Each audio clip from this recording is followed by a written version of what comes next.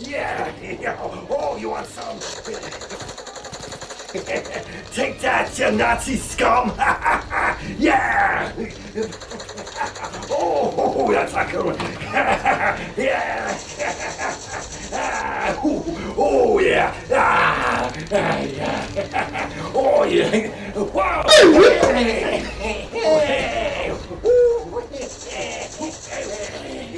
How are you, co-op partner? Yeah! What? Co-op partner? Yeah. Co-op. You're in the wrong damn game. This is Wolfenstein. Wolfenstein's a single-player experience. Nope, not anymore. Co-op. What? Co-op. Hey, we take payment of play. Smoke them if you got them. Yeah. Okay. What do you mean co-op? They had a co-op now. What? Bam, bam.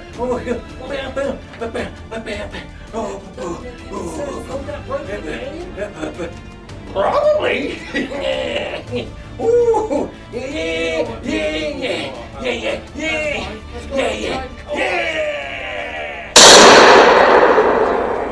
Guys, I didn't say time in yet. He was my co-op partner. He was an idiot, but he was a pretty big idiot. But that doesn't matter. He's still my co-op partner. You're gonna pay for that, you Nazi scum. Yeah.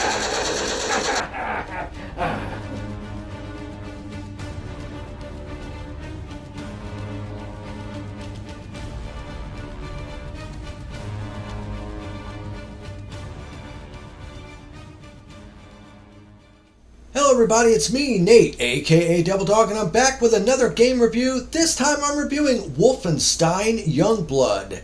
It was developed by Machine Games and Arcane Studios and published by Bethesda Softworks and was released on the PlayStation 4, Xbox One, PC, and the Nintendo Switch on July 26th of 2019.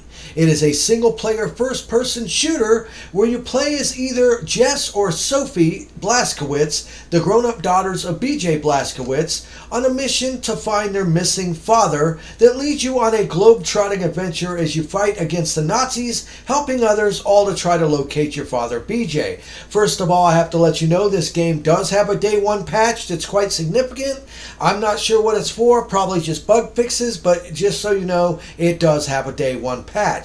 Now, the whole main thing about this game is the fact that even though it is still a single-player first-person shooter, the game is designed around being a co-op adventure. Now, even if you're playing single-player, your other sister will be controlled by AI if you're not playing online with somebody else.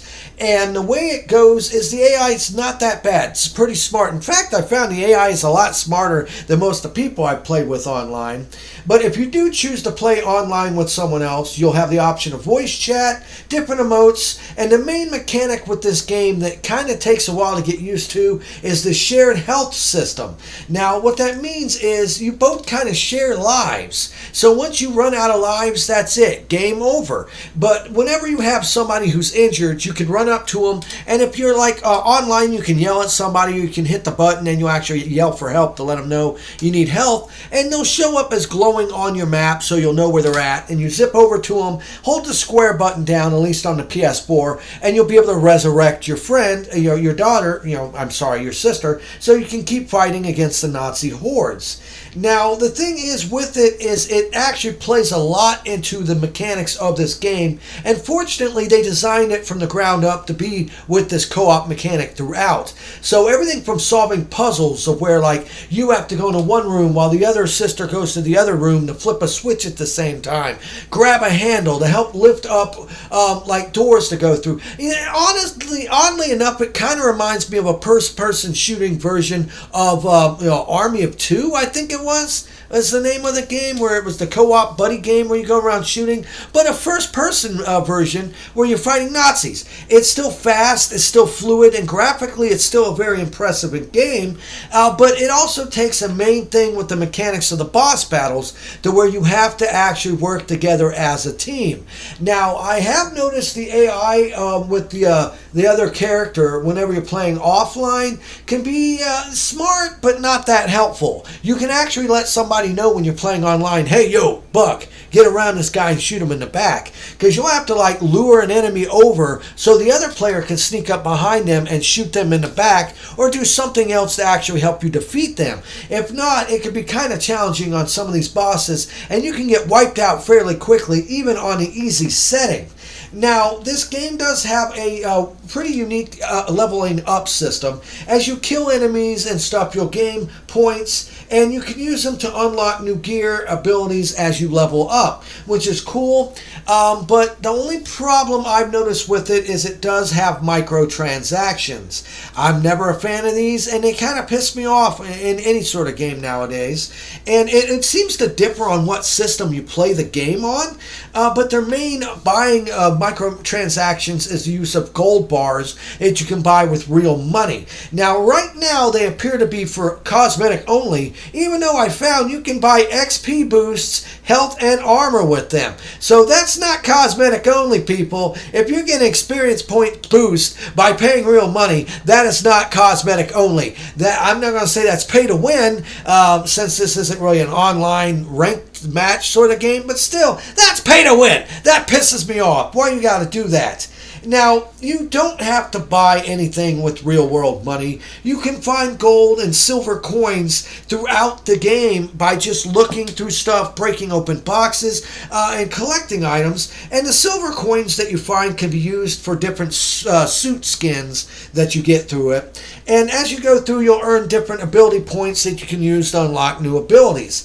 It doesn't seem to be all that heinous, but at the same time, nowadays with the way games are, I find it sickening that they have to shoehorn in some sort of form of microtransaction. Now, this game does come, I don't know if the regular version comes with this, but I got the version that is called the Deluxe Edition, and it comes with something known as a Buddy Pass. It's pretty much a code that you can give to your buddy, and it allows them to download and play the game for free. There's one slight catch with this, though. They have to play it with you. That's the key thing. They can't just play it, apparently, with the AI. They have to play it with you, which seems kind of stupid. Why would you have a code? Just have a drop-in, drop-out mechanic to where you can have your buddy join you, to play the game. I don't see why you have to give them a code and then they still can only play with you if you happen to be on. I find that to be kind of, frickin' stupid.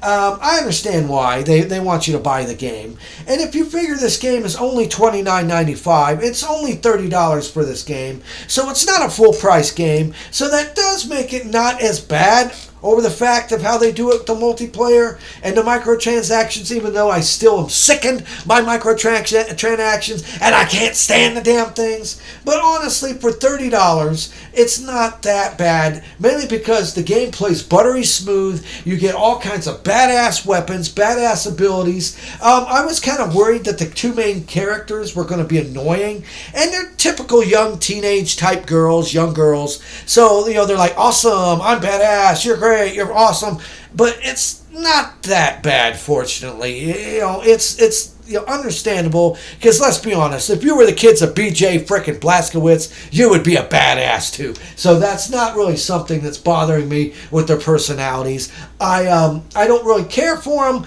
but they're not somebody that I would say I absolutely hate the characters. So I don't have a problem with them being women or being smart-ass, badass characters. That's fine by me. When it's done in a way like this, it's playable and fine. Like I said, the gameplay is fast, it's frantic, it's frenetic. The weapons are all powerful. They got good punch and sound effects to them. The gameplay is buttery smooth, just like the other Wolfenstein games. It does have some nice secrets in it as well, which I did appreciate. And honestly, the game length is actually quite remarkable for the price. For only $30, this game will take you anywhere from 20 hours to 30 hours if you're trying to collect and do everything. So I was actually amazed by the overall size of the game. I didn't think it was going to be that long for the price point and for the fact that it's a two-player co-op adventure.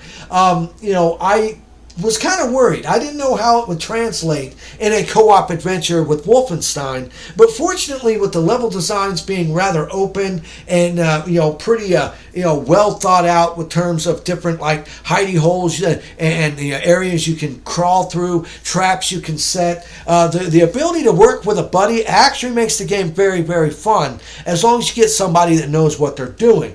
I've had some people on here that just run right out in the middle like, hey! Just run right out in the middle and get killed, and they're like, help me, help me, help me, help me, help me, help me, help me. And it's like, dude, I know you're there. I know you're hurt. I'm going to help you if I can, but you got 7 big tank guys on you right now. I need to lure them away or pick some of them off before I can go in to try to heal you, or I'm dead too and it's game over. So it all comes down to, in a co-op version, that if you have a buddy online, if you're playing with a real person, as long as they're not a complete frickin' moron, the game is actually a very, very fun and entertaining time. Buttery smooth. The only downfall I would have to say to it is the remarkable ability to shoehorn in microtransactions on a game like this. It makes me sick. Now, like I said, it's not a full price $60 game, so that lessens the pain a little bit, and it is a physical release, which is nice because I was kind of worried at first. They were saying you were just going to get a damn box with a code in it. Fortunately, it is a physical disc release, at least the one I got was, and I do like the idea behind their Buddy Pass system. I just don't really like how it's implemented. Other than that, it seems like the coding they use for the online co-op works pretty well. I haven't had any mess ups with it in terms of like any bugginess or any sort of lag. They do have some options, at least on the PS4 version, for you to go in and alter like the resolution and stuff like that to make it to where the frame rate stays higher. But in the end, I actually found this to be a great addition to the Wolfenstein family. The addition of co-op actually works out very well in this. It reminds me of a first-person Army of Two game where you're killing Nazis. I kind of wish that maybe the characters weren't so annoying, but in the end, that's really a minor nitpick considering how much fun I had with this game. Now, if they could just make a game like this at this price point with this game length and not have microtransactions in it, I would definitely bump it up higher. It doesn't really go out of the box of trying anything really too new, so if you're expecting some new kind of mechanics or anything like that, you're going to be disappointed. This is basically another amount of Wolfenstein, which is not a bad thing. It's definitely fun. And if you liked Wolfenstein and you don't mind a good co-op adventure for only $30 for a 20 to 30 hour gameplay, go ahead and pick up Wolfenstein Youngblood today. Just steer clear of those microtransactions and I think you'll be fine. This was Nate, aka Devil Dog, and I want to thank each and every one of you for watching this video. Hit the bell icon to stay updated whenever I release any new videos. Make sure to hit the thumbs up if you like this video. If you don't like the video, don't hit the thumbs down. Just let me know why so I can work on making my videos better. And remember, I always end my videos by saying, have fun, play hard, and remember people, the devil is in the details. Peace out.